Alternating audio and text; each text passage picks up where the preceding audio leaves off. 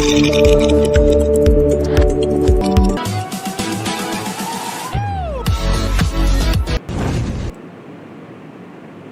Everyone, welcome to YCT youth competition type में आपका स्वागत है। डियर, हम लोग बात कर रहे हैं एसएससी जेईई की जो हमारी सीरीज चल रही है उस पर। तो उसमें देखो तो आज का जो सेशन डियर हमारा होना वो मैकेनिक्स का सेकंड लेक्चर होगा। मैकेनिक्स का सेकंड लेक्चर, इस पर हमारी बात होगी। अभी तक आपने देखा तो कई सब्जेक्ट हम लोगों ने एसएससी जेईई की मैराथन की सीरीज में कंप्लीट कर लिया है बिल्कुल, और बाकी सब्जेक्ट भी आपके रेस्ट अमाउंट में चल भी रहे हैं, मैम चला रही हैं आपके साथ साथ में। कई सब्जेक्ट उन्होंने काफ़ी अच्छे तरीके से डिस्कस किया है, हमने डिस्कस कर लिया, फ्लूइड किया, सोम कर लिया, मैकेनिक्स का लास्ट क्लास है। तो काफ़ी शानदार सेशन रहा अभी तक का। यार आज हम बात करेंगे मैकेनिक्स में 2 चैप्टर हम कंप्लीट करेंगे, स्ट्रेस और स्ट्रेन ऑफ बी मोटर्स। अच्छा, दोनों से क्वेश्चन काफ़ी बनते हैं। अभी तक आपने जितने चैप्टर देखे थे, फ्रिक्शन से, मोमेंट से और इक्विलिब्रियम वाले इक्वेशन से, तो वहाँ सबसे क्वेश्चन आते हैं, बट थोड़ा सा इजी क्वेश्चन थे। अब थोड़ा सा न्यूमेरिकल टाइप के हल्के कॉन्सेप्ट वाले क्वेश्चन मिलेंगे। कुछ मेन क्वेश्चन जो न्यूमेरिकल टाइप का मिलता है वो कॉन्सेप्ट वाले मिलेंगे ट्रस और बीम से। वहाँ के क्वेश्चन तो गेट में भी आते हैं, बट इन सबसे थोड़ा बहुत ज़्यादा क्वेश्चन नहीं आएंगे, थोड़ा बहुत क्वेश्चन आपको मिलेंगे। तो देखते हैं, आइए शानदार सेशन आपको होना है। स्क्रीन पर आपके फर्स्ट दिख भी रहा होगा, तो काफ़ी इजी है। तो फार्मूला पूछ रखा है, तो आइए देखते हैं क्या फार्मूला होता है। ई जी के 3 रिलेशन होते हैं, उन चीज़ों को आपको पता होना चाहिए। ई क्या होता है, मॉडुलस ऑफ इलास्टिसिटी होती है। जी क्या होता है, मॉडुलस ऑफ रिजिडिटी होती है। और क्या है, बल्क मॉडुलस होता है। अब आप देखो कि ई मॉडुलस ऑफ इलास्टिसिटी, एन, अच्छा जी या फिर एन या फिर सी, ये तीनों क्या है, मॉडुलस ऑफ रिजिडिटी, एन के bulk modulus. Then which of the following is correct, कौन सा करेक्ट है।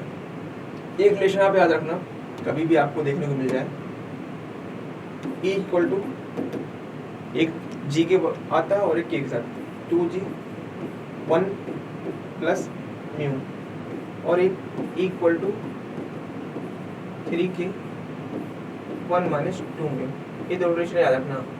बाकी आपको कोई और नहीं याद है ना, तो कोई दिक्कत नहीं है, इन दोनों से आप उसको निकाल सकते हो। म्यू को रिप्लेस कर दोगे तो ई जी के में रिलेशन मिल जाएगा। अब जो तीसरा होता है एक और, इक्वल टू 9 kg रहेगा, 9 kg अपॉन कर देना भाई के प्लस सी, तो वहाँ पे चीजें आपको हो जाएंगी। तो डियर क्या करना है, आपको लिख लो, ई रखोगे 9 kg, बिल्कुल 9 kg लिखा। डियर कितना लिखा, 9 kg, बिल्कुल 9 kg किया। अब नीचे क्या डियर करोगे, g प्लस 3k, ओके, या फिर 3k प्लस g कर दो। अब ऑप्शन में g फॉर्म में तो है नहीं, n के फॉर्म में है, तो जहाँ g है वहाँ n कर दो, 9 nk, okay, upon n plus 3k, तो ऑप्शन ए है, ठीक है। तो पीछे बी में देखो 3 सब में तो नहीं हो सकता है, तो ऑप्शन ए आपको दिख गया खुद ब खुद। मीन्स कि जो g होगा प्लस 3k होगा, ऊपर क्या होगा 9 kg, मतलब अगर n के फॉर्म में g को चेंज कर लेना, 9 kg अपॉन नीचे क्या करोगे 3k प्लस g, बस ऑप्शन ए आपको मिल गया है, ये ऑप्शन आपका है। ऐसे ही क्वेश्चन आते हैं, पॉइसन रेशियो के फॉर्म में रहेगा तो अलग, मतलब अगर ये दो चीजें आपको पता थी ना, ई जी के साथ रिलेशन और ई के साथ रिलेशन, तो उनसे आप अदर फार्मूले भी निकाल सकते हो। उन दोनों को याद करने में कोई टफ तो है नहीं। ए इक्वल टू 2g प्लस में करोगे, दूसरा फार्मूला है इक्वल टू 3k 1 माइनस 2, तो वहाँ से इजी था, बाकी चीजें आप निकाल सकते हो। नेक्स्ट दिया with in elastic limit of a material modulus of elasticity is the ratio of modulus of elasticity, वही ई क्या होता है, स्ट्रेस अपॉन स्ट्रेन होता है। लॉन्गिट्यूडल स्ट्रेस रहेगा डियर, वैसे सही जो होता है longitudinal stress upon longitudinal strain, but यहाँ पे कोई ऑप्शन दिया नहीं, स्ट्रेस और स्ट्रेन कर दो, बट लॉन्गिट्यूडल अब लिखो तो ज्यादा better, longitudinal stress upon strain, longitudinal strain, okay dear. But यहाँ पे लॉन्गिट्यूडल वर्ड नहीं है, तो स्ट्रेस टू स्ट्रेन, तो option C is clear, okay dear, option C is clear. The net area of round bar to resist the tension, जो आपका net area है round bar resist tension, is the area of cross section, जो net area round bar की। Dear suppose कर लो यही round बार है आपकी, round बार है, ये राउंड बार है। नेट एरिया ऑफ राउंड बार कैसे रेजिस्ट होगा, जो अब राउंड बार है अगर उसमें टेंशन रहेगा ना, बिल्कुल रहेगा, कैसे रेजिस्ट होगा। अगर मैं एक राउंड बार बना के आपको दिखाऊं तो यही है, देखने तो ऐसा दिखेगा ना, बिल्कुल कुछ ऐसा दिखेगा, तो दिखेगा डियर ऐसा ही ना, बिल्कुल ऐसा ही दिखेगा। अब यहाँ पे टेंशन मेंबर होगा, अगर मान लो थ्रेड वाला सिस्टम होता है, थ्रेड बना देंगे अच्छे से, थ्रेड अगर इसके बना दिया जाए कुछ ऐसा दिखेगा। बोल्ट का सपोज कर लो, बोल्ट केस में भी तो कुछ राउंड बार ही होता है, तो वहाँ पे क्या होगा कि जो इसके रूट पे, अब रूट का क्रॉस सेक्शन अगर देखो, area of the cross section at, यहाँ पे अगर ले रहा है तो कैसा जाएगा एरिया, कैसा क्रॉस सेक्शन एरिया कैसा जाएगा। देखो भाई, अगर ये बोल्ड होता, सपोज कर लेते, टेंशन मेंबर होता कहाँ पे, इसके रूट पर, इसके रूट टेंशन होता ना, बिल्कुल, मतलब इसका रूट जो होता है यहाँ पर, तो इससे cross section area function at root of the thread, जो इसका थ्रेड लास्ट में होता है, थ्रेड इसलिए लिया गया क्योंकि देखो जितने भी ऑप्शन बोला था मिड सेक्शन पे नहीं, रॉड के मिड सेक्शन पे कहीं पे भी नहीं हो सकता है, difference of mid and root of thread नहीं हो सकता वहां पे भी, none of this root of the thread. अगर ये थ्रेड होता और इसके रूट पर, तो इसके रूट पर जो है, इसका रूट मतलब इसके लास्ट पॉइंट पे, एंड पॉइंट पर, वहां पे जो एरिया ऑफ क्रॉस सेक्शन होता, एरिया ऑफ क्रॉस सेक्शन, वहां पे टेंशन मिलता, वहां पे क्या मिलता, टेंशन इस रॉड में रहता, ठीक है ना। पॉइंट्स पी इज क्लियर हो गया। अब बात करें if all dimension of prismatic bar, all dimension prismatic bar double हो रही है, then the maximum stress produced in it under self its weight. अपने वेट की वजह से, अपने वेट की वजह से कोई भी मतलब कि प्रिज्मेटिक बार है, उसके वेट की वजह से कितना स्ट्रेस डेवलप होता है, कितना स्ट्रेस उसमें डेवलप होता है, गामा एल बाई 2, ठीक है ना। निकालना क्या है, हमें स्ट्रेस ही निकालना है। ये सेल्फ वेट की वजह से है dear, gamma L by 2 self weight की वजह से है। किसी प्रिज्मेटिक बार है, प्रिज्मेटिक बार तो आई थिंक आप सबको पता ही होगा, बना के दिखा दूं क्या, कोई प्रिज्मेटिक बार ले लो, ये प्रिज्मेटिक बार है डियर, इसके प्रिज्मेटिक बार सेल्फ वेट की वजह से, सेल्फ वेट की वजह से मान लो है, सेल्फ वेट W लिया कैपिटल है, अब वो गामा एल कर दोगे, W कैपिटल, तो गामा क्या है, वेट पर क्यूबिक मीटर, पूरे वॉल्यूम का वेट लिया है ना, इसलिए हमने गामा के फॉर्म में लिखा है। गामा एल बाई 2 होता है क्या, स्ट्रेस आता है डियर, एल लेंथ कुछ और नहीं है डियर, गामा क्या है, गामा की वैल्यू अगर आप कैपिटल W की लिखोगे, गामा ए एल, गामा यहाँ से क्या आ जाएगा, capital W upon A L, मतलब वॉल्यूम, कुछ और नहीं है डियर, कुछ कंफ्यूज मत होना आप। तो गामा एल बाई 2, अब क्या बोला, if all dimension of prismatic bar are double, अगर डबल कर दिया है, डबल कर दिया, अब ये फर्स्ट है सिग्मा 1, अब अगर सेकंड ले लो सिग्मा 2, गामा 2L हो जाएगा, बिल्कुल 2L हो जाएगा बाई 2 हो जाएगा ना, इतना ये सारी चीजें हो जाएंगी बिल्कुल। हमने क्या किया, डबल कर दिया, और अगर डबल कर दिया जाए तो आप देखो यहाँ पे गामा एल बाई 2 तो है ही, तो ये sigma 2 equal to 2 into gamma L by 2 sigma 1 हो जाएगा, बिल्कुल डियर हो जाएगा, तो सिग्मा 1 हो जाएगा। तो क्या हो गया, इंक्रीज कर गया 2 टाइम्स, बिल्कुल इंक्रीज कर गया, तो option B is clear, option B सही गया, बिल्कुल dear, option B is correct. भाई अगर नेक्स्ट बात करो, the value of the Poisson ratio of concrete lies approximately, कुछ पॉइसन रेशियोज की वैल्यू होती है अलग अलग मटेरियल के लिए, हम उसको बात करेंगे किस मटेरियल के लिए कितनी कितनी होती है, इस पे हम पहले बात करते हैं। एक टेबल बनाता हूँ या फिर ऐसे लिखता हूँ, देखते जाना, इधर पॉइसन रेशियो लिख रहा हूँ, ठीक है ना, इधर मटेरियल लिख रहा हूँ, मैं इस तरफ मटेरियल लिख रहा हूँ, ठीक है dear, Poisson ratio material, Poisson ratio की वैल्यू 0 होगी कॉर्क के लिए। अब पॉइसन रेशियो की वैल्यू पॉइंट आपके डियर जो होगी, तो ग्लास के लिए अलग होती है, अब 0.5 होगी डियर, इसके लिए मैं इसको लास्ट में लिखता हूँ जिससे थोड़ा सा आपको चीजें याद रहे। 0.5 मटेरियल क्या हो, परफेक्ट प्लास्टिक हो, परफेक्ट प्लास्टिक,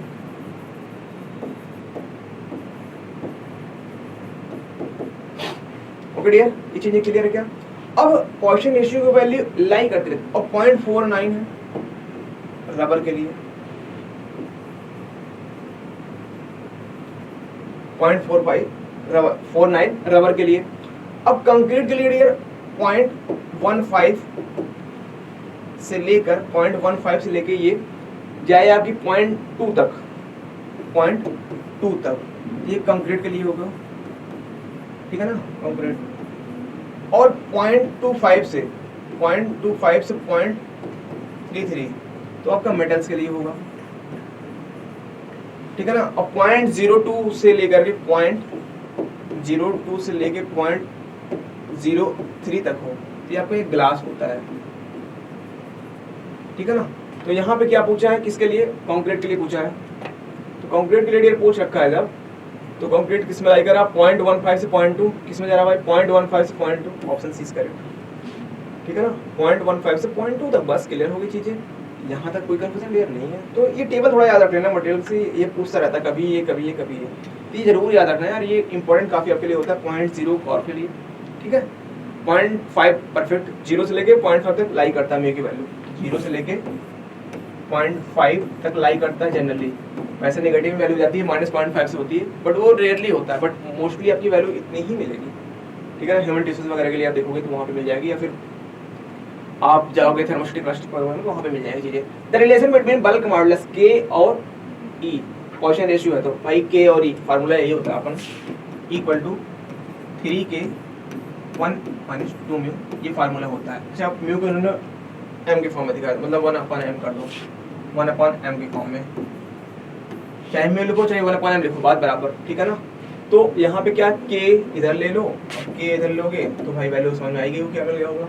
k इधर लिखोगे तो आप e/3, चलो e/3 कर दो, e/3 कर दिया, काम करो e/3 कर दो और पूरे को ले लो, e/3 हमने कर दिया और पूरा, तो इधर m-2 okay by m, em ऊपर आ अपन 3m-2, तो देख लो भाई 3m-2 किससे मिल रहा है, 3m-2 मिल रहा है m ही, ऑप्शन डी मिल रहा है क्या, बिल्कुल e m ही मिल गया, अपॉन लगा है 3m-2, c तो है नहीं, तो ऑप्शन डी मिल गया ना, ठीक है बिल्कुल।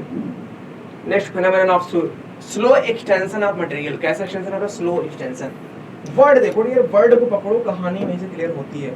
Slow extension of material that is increasing with time, increase कर रहा है with time, having no constant load, but कोई कांस्टेंट लोड नहीं लगा है, मतलब कि स्लो एक्सटेंशन तो हो रहा है बट कोई कांस्टेंट लोड नहीं लगा, कांस्टेंट लोड लगता है कहानी कुछ ना कुछ चेंज होती है। यहाँ क्या पूछा, क्या होगा, क्रीपिंग होगा, ब्रेकिंग होगा या फिर यील्डिंग। स्लो एक्सटेंशन है, क्रीपिंग भी हो सकता है, यील्डिंग भी, बट नो कांस्टेंट लोड बोल दिया इसलिए क्रीपिंग नहीं हो सकता है, यील्डिंग होगा। बट अगर इसी का बोलता विद कांस्टेंट लोड, टाइम तो बोला है बट विद कांस्टेंट लोड बोलता क्रीपिंग हो जाता, ठीक है ना। तो ऑप्शन सी इज क्लियर। भाई नेक्स्ट पॉइंट देखो, पॉइसंस रेशियो ऑफ रबर, अभी लिखा था ना 0.49 होता है, तो ऑप्शन क्या दिया 0.45 से लेकर 0.5, बिल्कुल option C is clear, rubber के लिए बोल रहा था। भाई नेक्स्ट देखो क्या है, क्वेश्चन न्यूमेरिकल दे रखा है, बिल्कुल 1 मीटर लॉन्ग स्टील रॉड है, लंबाई कितने 1 मीटर, क्रॉस सेक्शन एरिया है 20/20, ओके। टेंसाइल फोर्स लगा 40 किलोन्यूटन का, लगा दो कोई नहीं। Determine the elongation of rod, हमें डेल्टा एल निकालना है, डिटरमिन द एलोंगेशन निकालना है डियर। और ई की वैल्यू दे रखा है 200 गीगापास्कल, सब कुछ दे रखा है, डेल्टा एल फार्मूला पता होगा, PL/AE होता है, PL/AE। पी की वैल्यू कितना डियर 40 किलोन्यूटन, 40 × 10³ कर दो, 3 जीरो लगा दो। एल की वैल्यू कितना है, एल लेंथ 1 मीटर, mm में लेके चलो, आंसर mm में निकालना है, ठीक है ना। PL आ गया, ए एरिया कितना है 20 × 20 मतलब 20 में 400, बिल्कुल 400 कर दो मल्टीप्लाई। ई की वैल्यू कितनी है 200 गीगापास्कल, हम गीगापास्कल को मेगापास्कल में चेंज करते हैं, 200 × 10⁻³ क्यों ऐसा किया पता है, मेगापास्कल इक्वल टू न्यूटन पर मिलीमीटर स्क्वायर, इसलिए मैंने ऐसा किया है, कोई बात नहीं थी।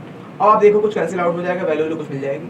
अब आपने देख रहे होगे तो 400 से 400 गया घर ना, 400 गया घर, बचा 20 इधर और 30 इधर, टोटल 10⁻5 मिला, 10⁻5 मिला ऊपर बिल्कुल, और यहाँ 10⁻5 नीचे भी मिल रहा है, बिल्कुल 10⁻5 नीचे भी मिल रहा है, ये कैंसिल आउट हो जाएगा, बचेगा 1/2 और 1/2 बचेगा, बस तो मिल गया, चीज़ें क्लियर हो गई ना। 1/2 मतलब 0.5 mm आंसर मिल गया है।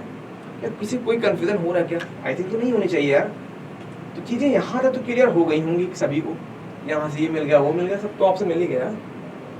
क्या कुछ ऑप्शन में था, कुछ क्वेश्चन में था, नहीं था, बस इजी क्वेश्चन ऐसे ही आते हैं फंसी में, बस थोड़ा सा आप अगर समझोगे ना खुद लगा ले जाओगे, कुछ रहता नहीं है, फार्मूला ऐसे इजी मिलते हैं, ये फार्मूले अप्लाई करो आंसर पाओ। बोला है in a composite system subjected, in a composite system subjected to temperature rise with ends constant to remain together, the component having lower value of coefficient of linear expansion will experience, देखो बोला है lower value coefficient of linear expansion, जिसकी value linear expansion की coefficient की value लो होती है, उसमें क्या है वो टेंशन में रहेगा। कंपोजिट सिस्टम अगर है, टेम्परेचर राइज हो रहा है उसमें, वहाँ स्ट्रेस डेवलप होगा, ये बात आपको पता ही है। बट कैसा स्ट्रेस डेवलप होगा, अगर जिसकी वैल्यू लोअर होगी, मान लो ब्रास है स्टील है, जिसकी वैल्यू लो होती है उसमें क्या होगा, टेंशन में होगा मेंबर, और जिसकी वैल्यू ज़्यादा होती है वो किस में होगा डियर। चीज़ें क्लियर हो गई, किसी कोई कंफ्यूजन नहीं है। तो ऑप्शन आपको टेंसाइल मिल जाएगा डियर। जिसकी वैल्यू क्या होगी, लोअर होगी डियर, उसमें क्या होगा, टेंसाइल स्ट्रेस डेवलप होगा। जिसकी वैल्यू ज़्यादा होगी उसमें कंप्रेशन होगा। The ratio of stress induced due to sudden applied load लगा है axial to stress induced due to gradually applied axial load on a bar. Ratio stress का क्या होगा, सडन वर्ड बोला है, सडन की वजह से स्ट्रेस जो आएगा 2W/A आता है। Stress due to sudden sigma S करते हैं, अब ग्रेजुअली सिग्मा जी कर दो, W/A आता है। क्या बोला है, रेशियो निकाल लो भाई, 2 आएगा, ऑप्शन सी इज करेक्ट। पता ना W/A कैंसिल, बस हो गया। Shear modulus of elasticity G क्या होता है भाई यार, shear stress upon shear strain. Option कौन सा दिखा, shearing stress to shearing strain, option D is clear. इन सब क्वेश्चन में कुछ है ही नहीं, देखते जाओ ऐसे आंसर फटाफट मारते जाओ। Linear force deformation relation is obtained in material. कहानी क्या बोला पता है, एसएस डायग्राम की कहानी बोल रहा है यार। कौन सी कहानी बोल रहा है, एसएस डायग्राम की कहानी इसने बोला है और कुछ भी नहीं बोला है। एसएस डायग्राम की कहानी चला है, ठीक है, देखते दिस इज एसएस डायग्राम। अगर यहाँ से हम बना के दिखाएं आपको एसएस डायग्राम, कहानी लीनियर चलती है कब, किसमें किसमें दे रही है, अब फोर्स ले लो और डेल्टा एल, ठीक है ना, इसमें चलेगी कहानी लीनियर। स्ट्रेस स्ट्रेन की कहानी भी ऐसे आती है, फोर्स और डेल्टा एल में लोगी तब वैसे आएगी। अब क्या होगा, relation is obtained in material कब मिलेगा, जब having elastic stress strain property हो। जब क्या मतलब हो कि उसमें इलास्टिक स्ट्रेस स्ट्रेन प्रॉपर्टी हो, ऐसा कोई नहीं है। कब लीनियर मिलता है फोर्स और डेल्टा एल की वैल्यू, जब वो हुक्स लॉ को फॉलो करेगा, ये बात तो सही बोल रहा है। या प्लास्टिक स्ट्रेस स्ट्रेन प्रॉपर्टी हो, नहीं प्लास्टिक स्ट्रेस में ऐसा कुछ भी नहीं होगा, लीनियर डायग्राम कभी नहीं मिलेगा।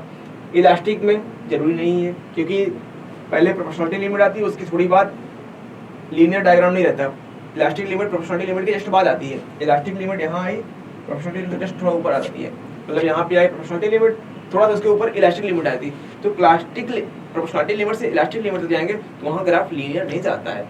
तो थर्ड पॉइंट क्या बोला, fourth point which are rigid elastic material, elastic material कोई कहानी नहीं, हुक्स लॉ फॉलो करेगा। हुक्स लॉ क्या होता है, stress is proportional strain within proportionality limit. तो प्रोपोर्शनलिटी लिमिट तक क्या होगा, एफ डेल्टा एल। तो कहानी लीनियर कहाँ तक होगी, हुक्स लॉ जहाँ तक बोलता है वहाँ तक। तो ऑप्शन सी इज क्लियर। या कहानी समझ में आएगी नहीं बार, प्रोपोर्शनलिटी लिमिट और इलास्टिक लिमिट का खेल है। हुक्स लॉ किसके लिए दिया गया था, प्रोपोर्शनलिटी लिमिट के लिए, बस वहीं से कहानी क्लियर हो जाती है। F delta L relation, F और delta L relation, which of the following statement is, कौन सा स्टेटमेंट ट्रू है, ए बी सी, दो स्टेटमेंट दिए हुए। Impact loads are equal to sum of magnitude of loads actually caused and magnitude of the loads had they been dead load. अच्छा ठीक है, बोला कुछ इम्पैक्ट लोड जो इक्वल होते हैं सम ऑफ मैग्नीट्यूड, मतलब सम और इसका मैग्नीट्यूड ऑफ द लोड्स जो लग रहा है actually, plus magnitude of the loads had they been dead loads. Dead loads की वजह से जो उसमें मैग्नीट्यूड आ रहा है उसकी वजह से, उन दोनों का सम। क्या ऐसी कुछ कहानी होती है क्या। अब सेकंड पॉइंट बोला impact loads are equal to the difference between above, मतलब इन दोनों का डिफरेंस, ना तो डिफरेंस होता है सम होता है, लेकिन जो बोल रहा है उस पॉइंट का सम डियर नहीं होता है। इम्पैक्ट लोड में जो डियर लोड आता है कितना आता है, W अपॉन A स्ट्रेस आता है ना, तो W ब्रैकेट में 1 प्लस स्क्वायर रूट के अंदर 1 plus 2H upon delta H करते हैं, 2H upon W upon A करते हैं। तो डेड का सम नहीं होता है, ग्रेजुअली का सम तो होगा, डेड का सम नहीं होगा। तो ना ही A होगा ना ही P होगा, और neither. Option D is clear. Position basis mu is defined, पता ही है ना, lateral strain upon linear, lateral strain upon lateral strain. Option में दिया क्या, एक्सियल नहीं, एक्सियल स्ट्रेन, तो ऑप्शन ए भी क्लियर नहीं है, नहीं होगा। यार लेटरल म्यू जो होता है क्या होता है, lateral strain upon lateral strain, यही होता है। अब यहाँ पे लेटरल स्ट्रेन तो कहीं ऊपर दिया नहीं है, तो कोई ऑप्शन नहीं जनाब प्लीज।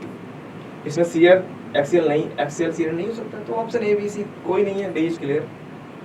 क्वेश्चन को पता है ना कि lateral strain upon linear strain होता है, बस लेटरल बोल दो, लॉन्गिट्यूडिनल बोला, लीनियर बोल दो, कुछ भी बोलो काम चल जाएगा। लॉन्गिट्यूडिनल और लीनियर कोई बहुत फर्क नहीं है, दोनों सेम चीज है, बस सिनोनिम वर्ड है। आइडेंटिफाई द करेक्ट स्टेटमेंट, कौन सा स्टेटमेंट करेक्ट है इसको देखो डियर, कौन सा स्टेटमेंट करेक्ट है डियर इसको देखो आप।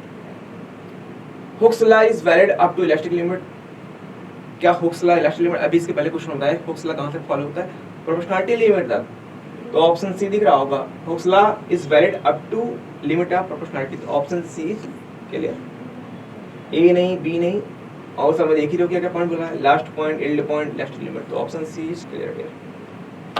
बोला for an isotropic homogeneous elastic, isotropic को बोला dear, homogeneous and elastic material obeying Hooke's law, number of independent elastic constant, number of independent elastic constant जो होते हैं आइसोट्रोपिक के लिए 2, ऑर्थोट्रोपिक के लिए 9, एनिसोट्रोपिक के लिए 21, आइसो के लिए 2, आइसोट्रोपिक के लिए 2, ऑर्थोट्रोपिक के लिए 9 और एनिसोट्रोपिक के लिए 21, 2 9 21। तो ऑप्शन यहाँ पे क्या डियर, कोई नहीं है, ना 2 है ना 9 है 21, तो नन ऑफ दीज। 2 किसके लिए, आइसोट्रोपिक के लिए, 9 किसके, ऑर्थोट्रोपिक के लिए, और 21 किसके लिए, एनिसोट्रोपिक के लिए, none of this. Okay dear, which of the following statements is true, कौन सा स्टेटमेंट ट्रू है डियर, यहाँ पे कौन सा स्टेटमेंट ट्रू, इसको देखो आप। Limit of proportionality depends upon area cross section, जो लिमिट ऑफ प्रोपोर्शनलिटी होती है किस पे डिपेंड करती है, एरिया क्रॉस सेक्शन पे डिपेंड करती है। बात सुनो समझो, देखते हैं किस पे डिपेंड करेगी। Limit of proportionality depends type of loading, क्या लोडिंग पे डिपेंड करती है। Limits of proportionality depends upon type of material, अब ना तो वो क्रॉस सेक्शन पे डिपेंड करती है और ना ही वो लोडिंग पे डिपेंड करती है। डिपेंड किस पे करती है, वो मटेरियल पे डिपेंड करेगी डियर। अलग अलग मटेरियल के लिए लिमिट ऑफ प्रोपोर्शनलिटी अलग अलग होती है। माइल्ड स्टील के लिए अलग आएगी डियर, ठीक है ना, कॉपर के लिए कुछ अलग आएगी, तो हर एक मटेरियल के लिए अलग अलग आती है। तो ऑप्शन डियर कौन सा मिला आपको, option C is correct dear. बात करें अगर नेक्स्ट क्वेश्चन की, तो बोला है which of the following statement, कौन सा स्टेटमेंट ट्रू है। Ability of material to absorb energy till the breaking और rupture taken place is known as hardness. मतलब अगर ब्रेकिंग पॉइंट तक एनर्जी स्टोर कर रहा है कोई मटेरियल, तो उस पॉइंट को क्या बोलते हैं, उस पॉइंट तक अगर एनर्जी स्टोर कर रहा है तो क्या हार्डनेस है, कभी नहीं हो सकता। टफनेस बोलते हैं, टफनेस जिसमें होगा वही बता देना आंसर। सेकंड ऑप्शन टफनेस दे रहा है, बिल्कुल option B is correct. Toughness word दिया ना डियर यहाँ पर। सी में क्या दिया, ब्रिटलनेस तो नहीं हो सकता, option B is clear. A rod of uniform cross section, एक यूनिफॉर्म क्रॉस सेक्शन है, ए लेंथ एल है, डिफॉर्म्ड, ओके। फार्मूला पता है, एस मॉडुलस ई, फार्मूला पता है ना, delta L equal to P L by P L upon A E. क्या निकालना है, ई की वैल्यू निकालना है, ई निकालना है, पी एल अपॉन कर दो भाई ए डेल्टा एल, ए डेल्टा एल। इसमें ऑप्शन है पी, अच्छा एल की जगह डेल ले लिया है इन्होंने, तो पी डेल अपॉन ए डेल्टा एल इन्होंने क्या किया है, कोई बात नहीं, तो पी ले लो, एल रहने दो, ए डेल्टा की जगह डेल लिया है, और ये ऑप्शन जिसमें हो वही टिक मार दो, पी एल अपन। तो ऑप्शन थर्ड दिख रहा होगा, बिल्कुल option 3 C is correct answer. Okay dear, और किसी में ऑप्शन नहीं है तो ऑप्शन सी मिल गया आपको भाई। अगर बात करें नेक्स्ट क्वेश्चन की, तो नेक्स्ट क्वेश्चन में क्या बोला, कंपोजिट बीम में कोई बीम कैसी कंपोजिट है। अभी से पहले भी क्वेश्चन एक आया था, वहाँ पे लोअर जिसकी वैल्यू क्या होती, लोअर थी, उसमें क्या हुआ, टेंशन हो रहा था। Composite beam is composed of 2 equal strip है, one of brass and other of steel. If temperature is raise, और टेम्परेचर बढ़ा रहे, एक ब्रास है दूसरी क्या स्टील है, और टेम्परेचर बढ़ाओगे तो क्या होगा, स्टील का कुछ अलग प्रॉपर्टी है, ब्रास की कुछ अलग प्रॉपर्टी है, किसी की वैल्यू थर्मल एक्सपेंशन किसी में ज्यादा होगा, किसी में कम होगा। अब जिसमें डियर कम होगा उसकी वैल्यू क्या आएगी, जिसमें कम होगा उसकी वैल्यू क्या आएगी, वहां पे टेंशन होगा, अदरवाइज में क्या होगा, कंप्रेशन होगा। यही पूछा है। तो भाई स्टील क्या करता है, एक्सपीरियंस टेंसाइल फोर्स, क्यों, क्योंकि उसकी वैल्यू लोअर होती है। जो थर्मल एक्सपेंशन है, लीनियर थर्मल एक्सपेंशन, उसकी वैल्यू लोअर होती है, और ब्रास वाली क्या होती है, ज्यादा होती है। तो स्टील क्या करे, टेंसाइल फोर्स करेगा, और ब्रास क्या करे, वो कंप्रेसिव फोर्स करेगा। अब थर्ड ऑप्शन क्या है, कंप्रेसिव कंपोजिट बीम। अच्छा बीम कैसी कंपोजिट है, एक में टेंशन हो रहा है, दूसरे में क्या हो रहा है, कंप्रेशन हो रहा है। कंप्रेशन टेंशन कपल भी फॉर्म कर देगा, बीम मिलकर कपल भी फॉर्म कर देगी ना, बिल्कुल कपल फॉर्म करेगी। Composite beam gets subjected to couple, तो कपल भी फॉर्म होगा। तो ऑप्शन ए बी सी, मतलब कि डी ऑल ऑफ दीज। भाई नेक्स्ट बोला है a linear force deformation relation is obtained in material. तो having stress strain property, okay, having plastic stress strain property. क्या बोला है, ये लीनियर फोर्स डिफॉर्मेशन रिलेशन, अभी जो मैंने बनाया था ग्राफ, उसी से फिर से क्वेश्चन आया, is obtained in material, material में ऑब्टेन्ड होगा, किस मटेरियल के लिए होगा, having elastic stress strain property, जिसमें इलास्टिक स्ट्रेस स्ट्रेन प्रॉपर्टी हो, having plastic stress strain property which are rigid elastic, क्या जो रिजिड इलास्टिक हो, तो कोई कहानी नहीं है। हैविंग प्लास्टिक, ऐसी भी कोई कहानी नहीं है। तो having elastic stress strain property, तो ऑप्शन ए मिल गया क्लियर, बिल्कुल option A is correct. Linear diagram कहाँ मिलेगा, जहाँ पे स्ट्रेस स्ट्रेन प्रॉपर्टी क्या होगी, इलास्टिक होगी, ठीक है ना भाई। If a material has identical property in all direction, अगर ऑल डायरेक्शन में आइडेंटिकल प्रॉपर्टी है तो मटेरियल कैसा होगा बढ़िया अपना, वो आइसोट्रॉपिक होगा। मतलब किसी पॉइंट पे है मटेरियल की प्रॉपर्टी इस डायरेक्शन में भी, इस डायरेक्शन में भी, इस डायरेक्शन में भी, हर एक डायरेक्शन में, किसी भी डायरेक्शन में क्या ई इधर भी, ई इधर भी, हर डायरेक्शन में सेम है तो मटेरियल कैसा होगा आइसोट्रॉपिक। अब इसी जगह क्या होता है एट एनी पॉइंट, किसी पॉइंट पर सेम होता है, इधर इस पॉइंट पे, इस पॉइंट पे डायरेक्शन सेम रहती है इस पॉइंट पे, तो मटेरियल होमोजेनियस होता है। ठीक है ना, मटेरियल यहाँ देखो पॉइंट चेंज हो रहा है, ये पॉइंट अलग, ये पॉइंट अलग, बट डायरेक्शन सेम है सबकी, तो मटेरियल होमोजेनियस होता है। यहाँ ऑप्शन क्या है, यहाँ पे सेम डायरेक्शन बोला है, identical property in all direction, option C is correct. बढ़िया, तो ऑप्शन सी क्लियर हो गया dear. For the validity of principle of superposition, superposition मतलब क्या डियर, अलग अलग करके दो को सम कर देना। मतलब कि अगर किसी बीम पे दो टू टाइप थ्री टाइप के फोर्स लगे हुए हैं तो उनके इफेक्ट को अलग अलग निकालो और सबको सम कर दो, वही है सुपरपोजिशन। प्रिंसिपल ऑफ सुपरपोजिशन से बोलते हैं। Material should behave in which manner, पूछा इस क्वेश्चन में कि किस टाइप के मैनर के लिए यूज कर सकते हैं, वैरायटी कर सकते हैं। तो लीनियर इलास्टिक हो, नॉन लीनियर इलास्टिक हो, नॉन लीनियर इन इलास्टिक हो, लीनियर और इन इलास्टिक हो। क्या यहाँ तक किसी कोई कंफ्यूजन है क्या? यार बिल्कुल किसी कोई कंफ्यूजन नहीं होना चाहिए।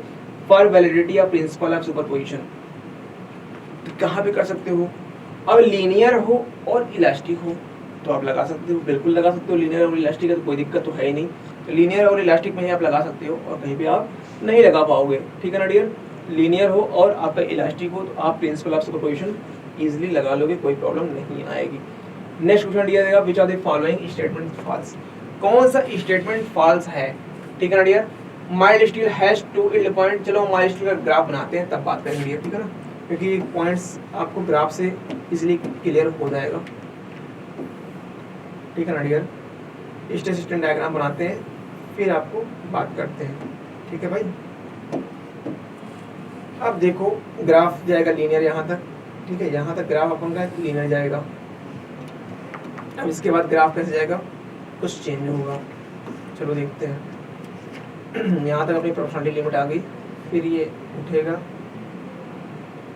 ये अपन का डायग्राम ऐसा इल्ड पॉइंट गया, फिर ऐसे से गया, फिर कुछ डायग्राम डियर अपना ऐसे जाएगा। तो आप देखोगे तो डियर यहाँ पे इस पॉइंट पे ये पॉइंट, ये अपन का इल्ड पॉइंट है, इल्ड पॉइंट। अब ये पॉइंट डियर क्या है, ये लोअर इल्ड पॉइंट है, ये अपर इल्ड पॉइंट हम वाई पी लिख देते हैं। ठीक है, अपर इल्ड पॉइंट, और ये lower yield point L Y P लिखते हैं डियर। यहाँ पे स्ट्रेन फॉर्मिंग हो रही है। अब ये नेकिंग यहाँ से फॉर्मेशन, इसके आगे नेकिंग होता है, ये आपका अल्टीमेट पॉइंट है डियर। ये क्या है, अल्टीमेट पॉइंट। यहाँ पे क्या डियर, प्रोपोर्शनलिटी लिमिट यहाँ तक है, यहाँ तक क्या है, इलास्टिक लिमिट है। ठीक है ना, अब क्या बोला, mild steel has two yield point, बिल्कुल। अब ये ग्राफ इसके लिए माइल्ड स्टील के लिए है, एमएस स्ट्रेस और स्ट्रेन डायग्राम। ठीक है ना, mild steel has two yield point, बिल्कुल सही है, अपर और लोअर दोनों होता है। Mild steel shows strain hardening, ये बात सही है क्या, okay. Mild steel is a ductile material, तो यार ये भी सही है। इसमें बोला क्या है कि माइल्ड स्टील स्टेटमेंट कौन सा फॉल्स है, कौन सा स्टेटमेंट फॉल्स है, इसकी बात कर रहा है। क्या mild steel shows strain hardening, strain hardening show करता है। Mild steel is a ductile material, कैसा मटेरियल है आप सबको पता है, कोई कंफ्यूजन कोई दिक्कत है क्या, नहीं है ना, तो इजी है। क्या यहाँ पे कोई प्रॉब्लम किसी को नहीं है डियर, चीजें आपको खुद ब खुद क्लियर हो गई होंगी क्या इसमें करना है क्या नहीं करना है। तो क्या बोला, mild steel to yield point, बिल्कुल mild steel to yield point होते ही होते हैं, तो कोई दिक्कत नहीं, ये ऑप्शन भी सही है आपका। तो ऑप्शन आपको डियर सी देख रहे हो कि डक्टाइल मटेरियल, डक्टाइल मटेरियल नहीं। तो यार यहाँ पे अगर आप देखो ऑप्शन ए सब कुछ सही था, वहाँ पे कोई कंफ्यूजन नहीं थी, टू इल्ड पॉइंट मिलते ही मिलते हैं। तो माइल्ड स्टील, अच्छा अलग अलग मटेरियल के लिए अलग अलग स्ट्रेन डायग्राम आता है, सच डायग्राम। कास्ट आयरन के लिए देखोगे अलग आएगा, कार्बन के लिए देखोगे अलग आएगा, कॉपर के लिए देखोगे अलग आएगा, डक्टाइल मटेरियल के लिए अलग आएगा, हर केसेस में अलग अलग आते हैं डियर। अब हम क्वेश्चन लगाएंगे, इससे काफी क्वेश्चन हो गए, हम बीम और ट्रसेस से क्वेश्चन लगाएंगे। ठीक है ना, बीम और ट्रसेस से क्वेश्चन हम लोग देखेंगे अब, क्योंकि इस क्वेश्चन में बहुत ज़्यादा हम लोगों ने चैप्टर से क्वेश्चन देख लिए, अब इसकी कोई ज़रूरत नहीं है, क्योंकि हमें कवर करना है अभी बहुत सब्जेक्ट को डियर, काफ़ी इंपॉर्टेंट है। तो हम लोग बीम और ट्रसेस से क्वेश्चन को लगाते हैं। देखो डियर, फर्स्ट क्वेश्चन देगा फोर्स इन मेंबर बीएफ। ठीक है ना, ट्रसेस है, ये मेंबर बी और एफ है, ट्रस सोन फिगर, इस मेंबर में फोर्स कितना आएगा। ट्रस की कुछ कहानी होती है, जिस मेंबर के ऊपर लोड नहीं लगा होता वहाँ पे जीरो आ जाएगा, अगर उसके अगल बगल लगा हुआ है तो मतलब डिपेंड करेगा उसके ऊपर लगा कि नहीं। अगर यहाँ पे देखोगे बी और एफ वाले मेंबर पे, तो ई वाले पॉइंट पे, इस पॉइंट पे देखोगे तो यहाँ तो आएगा इस मेंबर पे, इसी वाले में, इस वाले मेंबर में भी आएगा, बट ई एफ के ऊपर कोई लोड नहीं लगा है। जब इसको अगर करोगे वर्टिकली इक्विलिब्रियम कंडीशन में लेके जाओगे, पी एफ मेंबर पे जीरो आएगा, जो कि कोई ऑप्शन नहीं दिया है। ये ऑप्शन कोई यहाँ पे था नहीं, एसएससी का ये क्वेश्चन रॉन्ग माना गया था, ठीक है ना। अब भाई नेक्स्ट क्वेश्चन है फोर्स। अब एक क्वेश्चन मैं आपको सॉल्व करके दिखाता हूँ, ऐसे हर टाइप के क्वेश्चन लगते हैं ट्रसेस के, ठीक है। अब यहाँ पे ट्रायंगुलर बना के दिखा दिया है, ट्रायंगुलर ट्रस, लोड लगा 10 किलोमीटर का, रिएक्शन फोर्स लगा रखा है, force in member A B member जो है हमको इसमें फोर्स फाइंड आउट करना है। अब देखो पॉइंट बी पे, देखो पॉइंट बी पे डियर आपको देखना कहानी यही पॉइंट बी पे आपको क्लियर हो जाएगी, ठीक है ना। पॉइंट बी पे कितनी कहानी आती है इसको देखना है आपको। अब पॉइंट बी पे क्या है, एक 10 किलोमीटर का लगा रखा है, बिल्कुल 10 किलोमीटर का लोड लगा रखा है। चीजें डियर क्लियर है क्या, कोई कंफ्यूजन किसी को नहीं है। अब यार अगर आप देखोगे तो ए बी मेंबर पूछा है, किस मेंबर में, ए बी, तो इसका एक पार्ट इधर जाएगा, दूसरा पार्ट इधर भी आएगा, बी सी, ये बी है, ए सी, तो यहाँ पर अगर आप देखोगे ये क्या है, बी सी, और ये क्या डियर, ये अपन का बी ए है ना, बिल्कुल। अब यहाँ पे हॉरिजॉन्टली इसको थोड़ा सा बना के दिखा दो हॉरिजॉन्टल कंडीशन में, ठीक है भाई। अब हॉरिजॉन्टल और ये वर्टिकल डायरेक्शन में है, चीजें यहाँ तक क्लियर है, ठीक है, बिल्कुल। क्या फोर्स की बात इन्होंने किया, एंगल कुछ दिया है। अब बीसी एंगल जो बी सी ए 30 एंगल है, और दूसरा वाला एंगल 60 है। अगर हम इसको वर्टिकल ऐसा किए, ये एंगल कितना आएगा, 60 आएगा, ये एंगल कितना आएगा, 30 आएगा। अब 60 अगर इस एंगल में देखो तो यहाँ का एंगल कितना आएगा, 30, सॉरी 60 आएगा, ये 30 60 आएगा ना, बिल्कुल। अब बी सी कितना था, बी सी ए 30 60 हो जाएगा, ये एंगल कितना आएगा डियर, ये अपन लोग का 30 आएगा। चीज़ें क्लियर है कि नहीं यार, अगर ये क्लियर है तो कोई दिक्कत नहीं है। अब आप देखो मैं बी सी को रिजॉल्व करता हूँ, बी सी को रिजॉल्व करूँगा तो एक कंपोनेंट इधर जाएगा एफ बी सी की वैल्यू कितनी आएगी, इधर आएगा तो कॉस आएगा, एफ बी सी कॉस 60 आएगा इस डायरेक्शन में, वर्टिकल में, इधर जाएगा साइन 60, ठीक है ना। देख लो भाई एफ बी सी को रिजॉल्व किया वर्टिकली हॉरिजॉन्टली, हॉरिजॉन्टली और वर्टिकली। अब एफ बी ए को करोगे, एफ बी ए को जब आप करोगे डियर, एफ बी ए को जब हमने किया 30 cos 30 आ जाएगा। अब इस डायरेक्शन में करोगे तो क्या आ जाएगा, एफ बी ए जो वो आएगा डियर वो कितना आएगा, साइन 30, बिल्कुल साइन 30, साइन 30। बस अब हो गया, कहानी इतनी थी हमारी, इतनी कहानी हमारी डियर, इस बस इसी बी पॉइंट पे कहानी थी। अब इसको क्या करना है, समेशन जो हॉरिजॉन्टली फोर्स हो उनको ले लो एक बार वर्टिकली ले लो, बस आ जाएगा आंसर। अब कुछ नहीं है इस क्वेश्चन में, अब कुछ भी नहीं है। अगर आप देखोगे हम एक बार क्या करते हैं, हॉरिजॉन्टल फोर्स को लेते हैं, हॉरिजॉन्टल फोर्स को करोगे तो एफ बी ए साइन 30 और एफ बी सी साइन 60। तो एफ बी ए, थोड़ा सा कलर चेंज कर दूँ, थोड़ा सा आपको विजिबिलिटी अच्छी लगेगी देखने में। एफ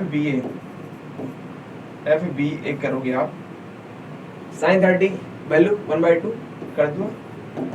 अब B C, F B C और कितना है साइन 60 √3/2, वैल्यू कितनी आई, F B A equal to F B C √3, ठीक है ना। तो एक चीजें आपको तो यहाँ से मिल गई हैं, ठीक है ना, यहाँ से डियर आप कुछ ना कुछ तो मिल गया। चलो अब आगे हम देखते हैं डियर, हमारा भी कोई काम नहीं हुआ, हमें निकालना कितना, बी ए में निकालना है, तो बी सी के फॉर्म में आया ना, अभी तो हमको फाइंड आउट किया है, हमें बी सी निकालना। अब क्या करो, आप वर्टिकल फोर्स को इक्वल कर दो, तो वर्टिकल फोर्स को आप इक्वल करोगे, देखो 10 क्या है, डाउनवर्ड है, सब डाउनवर्ड है, एफ बी सी की तरफ करो, मतलब सारा निगेटिव में जाएगा ना। देखो कंप्रेसिव वाले को निगेटिव लेते हैं और टेंसाइल वाले को पॉजिटिव, तो हम क्या करेंगे, इक्वल किधर लो, क्योंकि हम एक साथ लिखेंगे ना, इसलिए थोड़ा सा एफ बी सी है dear, F B C sine cos 60 है, cos 60 वैल्यू कितनी है, 1/2 आएगी, बिल्कुल 1/2 आएगी। तो भाई साइन 30 की वैल्यू जो वही cos 60 हो जाएगी, तो 1/2 कर दिया हमने। अब साथ में क्या है, एफ बी ए प्लस एफ बी ए cos 30 जो sin 60 वही उसकी √3/2 √3/2 आ गया। ओके, अब साथ साथ क्या डियर, ये इतना था और साथ में आपका 10 था। 10 डियर किसमें, वो निगेटिव में होगा। 10 आप क्या करो, निगेटिव इक्वल के इधर अगर 3 एक साथ लिए होते तो पॉजिटिव होते, 0 उधर करते और 10 उधर करते, तो -10 इधर ले लिए। यहाँ तक किसी कोई कंफ्यूजन आई थिंक नहीं होनी चाहिए। अब क्या करो, बी ए की वैल्यू से पुटअप कर दो या बी सी की वैल्यू पुटअप कर दो इस वाले फॉर्म में। बी सी की वैल्यू को एफ बी ए बाई √3 आएगा, एफ बी ए बाई √3 आएगा, बिल्कुल F B A by √3 F B A by √3 हो गया क्या, F B C equal to F B A by √3 यहाँ कर दिया, प्लस डियर ये है आपका एफ बी बाई √3, यहाँ से √3 यहाँ 2 और एफ बी ए, बस अब इजी हो गया डियर। अब डियर वैल्यू कुछ आएगी यहाँ से, तो कोई कंफ्यूजन, या फिर इससे भी निकाल सकते हो या फिर साथ साथ अगर आप करते एफ बी सी जगह पे या बी ए की जगह यहाँ पे डायरेक्ट एफ बी ए करते हैं तो और सॉल्व इजी है, थोड़ा सा और इजी ये चीज़ें हो जाती है, क्योंकि यहाँ से डायरेक्ट मल्टीप्लाई कर लेते हैं। चलो हम इसी से कर लेते हैं, कलर चेंज करके ऊपर कर लेते हैं, थोड़ा सा आपके लिए और इजी हो जाएगा समझना। यहाँ पे देखो इसके बाद ये एफ बी सी बाई 2 है, एफ बी सी बाई 2 किया, प्लस एफ बी ए कितना है, एफ बी सी √3, तो 3/2 एफ बी सी हो जाएगा, ठीक है ना। अब इन दोनों को सम करो कितना आ जाएगा, ये 1/2 और ये 3/2, टोटल 2 हो जाएगा, बिल्कुल आ जाएगा भाई, हाफ है और 3/2 1.5 2 हो जाएगा, 2 B C, 2 F B C value कितनी आई, -10, तो एफ बी सी वैल्यू कितनी आई, F B C value -5, F B C value -5 आ गई, तो एफ बी ए वैल्यू यहाँ से कितनी आ जाएगी, -5/√3, एफ बी ए की वैल्यू -5/√3, क्या ऑप्शन में कहीं दिया क्या, -5/√3 दिया है, बिल्कुल किलोमीटर में आंसर आएगा क्योंकि सब कुछ किलोमीटर में था यहाँ पे। तो एफ बी ए -5/√3 माइनस मतलब कंप्रेसिव, तो ऑप्शन बी इज करेक्ट भाई। 5/√3 किसमें किसमें है, केवल एक ऑप्शन है, कोई दिक्कत था ही नहीं, बाकी अगर कंफ्यूज करने के लिए टेंसाइल कंप्रेसिव कर सकता था, बट यहाँ पे क्या dear, B is clear, option B is clear. Okay dear, आइए भाई बात करते हैं नेक्स्ट। तो डियर नेक्स्ट क्या है, in the given trust which of the following is a zero force, किस में जीरो फोर्स है, किस मेंबर में जीरो फोर्स है। देखो यार थोड़ा सा देखो क्लियर करके चीज़ों को, आप खुद में खुद समझ में आ जाएगी। तो यहाँ ई पॉइंट है और ये डी पॉइंट है, किस मेंबर में जीरो फोर्स है हमें इसको देखना है, ठीक है ना डियर, हमें किस मेंबर में जीरो फोर्स है हमें इसको ध्यान रखना है। अब देखो जिस ट्रस्ट में मतलब जिस वाले मेंबर में कोई लोड नहीं लगा था अपर पार्ट में, तो वहाँ पे कोई फोर्स जीरो, जैसे कि आप देखो सी डी ऊपर कोई फोर्स नहीं लगा ना, तो यहाँ पे क्या होगा, जीरो होगा इस मेंबर में, सी और डी में, और दोनों कोलिनियर नॉन कोलिनियर भी है, तो यहाँ पे क्या होगा, सी और डी में जीरो आएगा, बट ऑप्शन में सी डी तो है नहीं, सी डी और डी ई ऑप्शन नहीं है, ठीक है। तो अब ई पॉइंट पे देखो, ई पॉइंट पे एक लोड लगा है इधर का 5, ठीक है ना, लगा है। अब इधर लगा है, इस वाले मेंबर में भी लोड आएगा, मेंबर इसमें भी आएगा, इस मेंबर में भी फोर्स आएगा और साथ साथ इस मेंबर में फोर्स आएगा, मतलब इधर भी फोर्स आएगा और इधर भी फोर्स आएगा, बट वर्टिकल तो जीरो है ना, वर्टिकल तो जीरो है, और हॉरिजॉन्टल इधर वाला वो भी जीरो है। तो इस तरफ देखोगे तो ई एफ, ये ई है और ये एफ, ये फोर्स कौन सा है, एफ ई एफ मेंबर दिया है क्या, बिल्कुल ई एफ मेंबर में क्या फोर्स आएगा, वर्टिकल कौन कौन से जीरो है, बस बी क्लियर। क्या पॉइंट्स क्लियर हुए कि नहीं क्लियर हुए, हमें क्या देखना था भाई, ये 5 था, हमें हॉरिजॉन्टल देखना था ही नहीं, वर्टिकल देखना था, वर्टिकल में जीरो मेंबर है, जीरो लोड है, कहीं है ही नहीं, इसलिए आपका ई एफ में जीरो आएगा। In truss shown below force in the member BD, BD member में जो मेंबर बीडी है, बी से लेके डी तक, बी से डी तक कितना फोर्स आएगा भाई, सी पॉइंट पे देखो कोई लोड नहीं लगा है, तो बी सी और यहाँ सी डी इन सब में क्या है, जीरो, फोर्स जीरो, तो बी सी में कोई कहानी है नहीं, खत्म कहानी वहाँ पे। तो बचा अब 100 कहाँ जाएगा, सीधे नीचे जाएगा, 100 सीधे कहाँ जाएगा, नीचे जाएगा, तो 100T। अब इस मेंबर में जो लोड आएगा ये वर्टिकल 100 के बराबर ही होगा, -100T हो जाएगा क्योंकि कंप्रेसिव है, बस हो गया। तो 100T होगा, कंप्रेसिव होगा। यार चीज़ें क्लियर हो गई। इस पॉइंट पे आप देखो, अगर पॉइंट हम बी पे देखें, पॉइंट बी पे लोड लगा है कौन सा, 100T। अब यहाँ पे जो डाउनवर्ड एक्ट करेगा वो क्या करेगा, एफ बी डी करेगा, बस हो गया। एफ बी डी इक्वल करोगे 100T इक्वल आएगा, बस हो गया वैल्यू आंसर। कंप्रेसिव रहेगा, नेगेटिव साइन के साथ आएगा ना। ये कैसे करते हो, minus F B D compressive load करो, माइनस एफ बी डी फिर minus 100t equal to 0, summation v 0 किया हमने, कुछ और नहीं किया यार, समेसन v को 0 किया है, यही करते हैं। समेसन h 0 करो जहाँ जरूरत पड़े, समेसन v 0 करो बस, और कभी कभी जरूरत पड़े मोमेंट ले लो उस कंडीशन पे, पूरी कहानी से आएगी।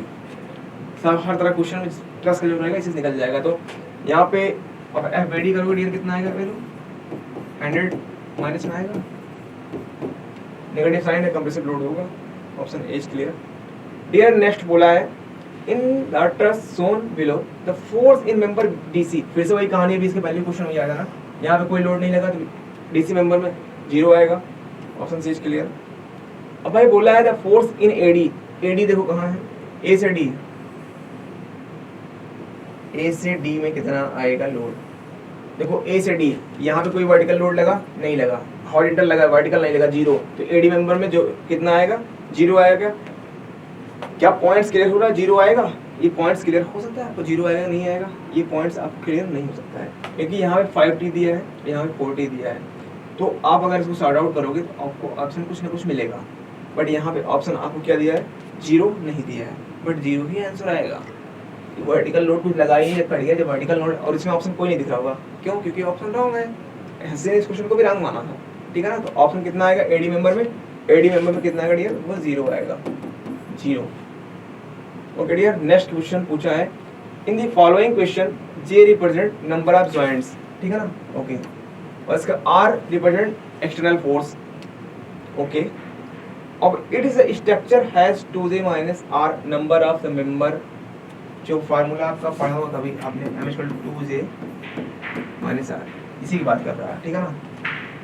तो ये कब स्टेबल होगा अनस्टेबल होगा, depend upon structure, depends upon magnitude of load, ठीक है, इन सब बातों पे डिपेंड करेगा। देन अब member then it will be, अगर ये क्या होता है कि जो j है रिप्रेजेंट करता है and r represent number of external forces, it is a structure, it is a structure, it is a structure, it is a structure dear. अगर इट इज अ स्ट्रक्चर है स्टेबल अनस्टेबल, तो m equal to 2j minus R, m equal to 2j minus R dear. m क्या है यहाँ पे आपका, m जो है ये j बात किया ना, मेंबर ये है, m क्या डियर, वो मेंबर, हमने जो m को दिखाया वो m क्या है, वो मेंबर है। अब j क्या है, ज्वाइंट से बात कर r, तो आपको यहाँ पे चीजें डियर क्लियर हो गई, कैसा होगा वो स्टेबल आएगा। देखो जब भी m equal to 2j minus R रहे तो वहाँ पे क्या होगा डियर, वो क्या होगा स्टेबल होगा। अब अगर लेस देन हो जाएगा, m की वैल्यू लेस देन हो जाए 2j माइनस, तो वो क्या होगा डियर, वहाँ पे क्या होगा, वो अनस्टेबल कंडीशन होगा। और कभी ग्रेटर देन डियर हो जाए 2j माइनस आर, तो इनडिटरमिनेट होगा, क्या होगा, इनडिटरमिनेट होगा। तो ऑप्शन आपको डियर मिल गया होगा, बिल्कुल, आई थिंक आपको ऑप्शन मिल गया है डियर। आइए हम बात करेंगे नेक्स्ट क्वेश्चन की। Generally in a truss system compressive parts are thicker than tensile parts, is it true for और फॉल्स? क्या जो मेंबर होता है कंप्रेसिव पार्ट्स का थिकर होता है देन टेंसाइल से? बिल्कुल यार, सही पार्ट से नहीं है। जो कंप्रेसिव पार्ट्स होगा वही ज़्यादा प्रॉब्लम आता है ट्रस में ना, तो कंप्रेसिव पार्ट्स होगा डियर, वो क्या होगा, वो थिकर होगा देन टेंसाइल। किससे, टेंसाइल से थिकर होता है। ये पॉइंट्स क्या है, सही है, ओके डियर। तो ऑप्शन आपको मिल गया होगा, ट्रू है। अब लास्ट क्वेश्चन डियर हमारा आज का है, if a trust has 2 more member surpassing each other, वो क्या कर रहा है, एक दूसरे को सरपास कर रहा है, मतलब कि क्या कर रहा है, क्रॉस करके उसको, जैसे कि ट्रस्ट है, ट्रस्ट कई टाइप्स होते हैं ना, कंपाउंड होते हैं, सिंपल होते हैं, कॉम्प्लेक्स होते हैं। तो जब सरपासिंग हो जाए, 1-2 मेंबर जो है, मेंबर सरपासिंग ईच अदर, एक दूसरे को सरपास कर रहे हो, अगर एक से ज्यादा उस मेंबर अटैच हुए हैं, एक से ज्यादा ट्रस्ट, सिंपल ट्रस्ट ऐड कर दिया तो कंपाउंड होगा, एक से ज्यादा अगर ट्रस्ट ऐड कर दिया जाए तो कंपाउंड होगा। बट अगर सरपासिंग वर्ड आता है कि एक दूसरे को काट रहे होंगे तो क्या वो कॉम्प्लेक्स होता है। क्या होता है, कॉम्प्लेक्स होता है। यार देखा हम लोगों ने काफी क्वेश्चन हम लोगों ने आज लगा लिया है, अच्छे अच्छे क्वेश्चन थे, अच्छे अच्छे मस्त मस्त। तो हम लोगों ने वेरियस टाइप के क्वेश्चन देखा, 2 चैप्टर कंप्लीट किया है आज के लेक्चर में, 2 चैप्टर कंप्लीट किया सेशन में। एक आपका स्टेट सिस्टम चैप्टर था और सेकंड आपका पी मोटर्स था, तो काफी अच्छे तरीके से क्लियर कर लिया हम लोगों ने। और डियर देखो हम लोग का मैकेनिक्स आज के सेशन में फिनिश हो चुका है। अब बाकी हम लोग अब चलाएंगे, जो सीरीज हम लोग चलेगी वो हम लोग कंबाइंड में देखेंगे, मैकेनिकल की पूरी कंबाइंड देखेंगे कि क्या उसमें आगे आगे चीज़ें हैं। कंप्लीट पूरा करा देंगे आपके एग्जाम के पहले। बस साथ साथ देखते रहना, साथ साथ बने रहना, हर एक तरह के क्वेश्चन आपको मिल जाएंगे, चाहे वो एचएमटी की बात हो, चाहे थर्मोडायनामिक्स की बात हो, चाहे प्रोडक्ट्स की बात हो। और आपने देखो पावर प्लांट से एसएससी में क्वेश्चन बहुत पूछ रही है, बिल्कुल। तो उस सेशन को मिलते हैं हम, अब मिलेंगे आपको नेक्स्ट लेक्चर में एक नई उमंग और नए जोश के साथ। Okay dear, thank you everyone, thank you so much.